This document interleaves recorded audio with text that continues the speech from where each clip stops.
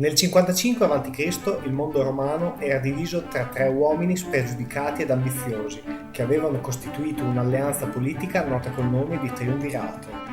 Caio Giulio Cesare aveva il controllo delle Gallie, in cui stava conducendo una vittoriosa campagna di conquista. Gneo Pompeo controllava la Spagna e a Enrico Magnate Marco Licinio Crasso era stato dato il controllo della ricca Siria. Quest'ultimo era l'uomo più ricco di Roma ed aveva già condotto campagne militari di successo senza però riuscire ad accedere al trionfo, la massima onorificenza data ad un generale vittorioso nell'antica Roma. Il desiderio quindi di accrescere il suo potere politico e la sua popolarità tra i cittadini romani lo spinse contro il parere di molti a pianificare un'invasione del regno dei Parti nel 53 a.C.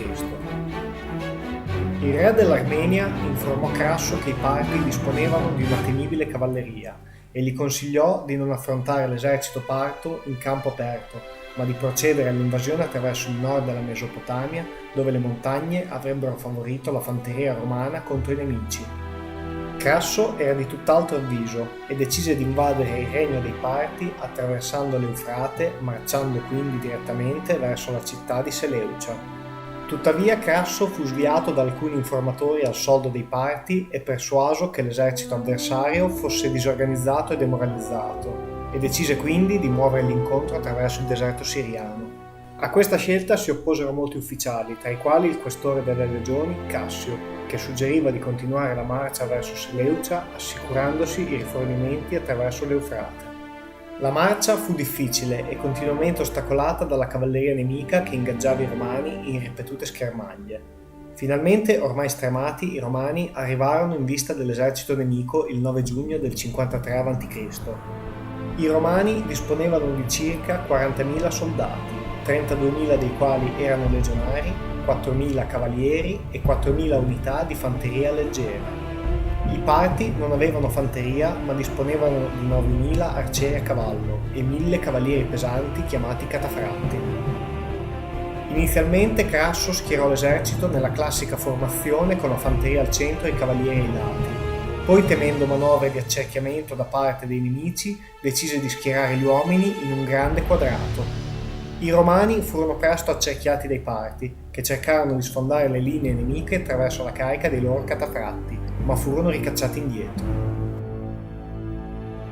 Essendo stata respinta la loro cavalleria pesante, i Parti iniziarono a tempestare i Romani con le frecce scagliate dai loro arcieri a cavallo. I Romani, del tutto impreparati a questo tipo di battaglia, tentarono una sortita comandata dal figlio di Crasso Publio, con 1.300 cavalieri, 500 arcieri e circa 5.000 fanti. Ma gli arcieri Parti dapprima finsero una ritirata, poi si girarono ed, aiutati dai catafratti, sbaragliarono il contingente romano. A questo punto i Romani, informati delle scorte pressoché illimitate di frecce a disposizione dei Parti, si chiusero a testuggine, incapaci di reagire efficacemente agli attacchi avversari. Quando calò la notte, l'esercito romano decise di abbandonare l'accampamento e dirigersi verso la città di Carre, abbandonando i feriti che furono sterminati il mattino dopo dai Parti.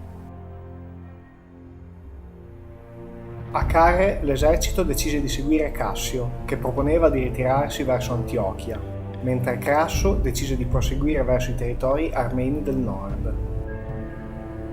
Crasso fu intercettato dai Parti e ucciso, mentre Cassio riuscì a riportare in salvo i resti dell'esercito che ammontavano a circa 10.000 uomini. I Romani persero circa 20.000 soldati, mentre altri 10.000 furono fatti prigionieri.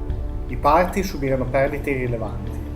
L'ambizione e cupidigia di Crasso, l'uomo più ricco del suo tempo, lo condussero ad una morte atroce. I Parti infatti versarono oro fuso nella sua bocca per punirlo della sua arroganza. Egli inoltre perse il figlio in battaglia. La morte di Crasso ruppe l'equilibrio del triumvirato instaurato a Roma ed aprì la strada per il conflitto tra i due triumviri rimasti, cioè Cesare e Pompeo, che sfocerà nella guerra civile.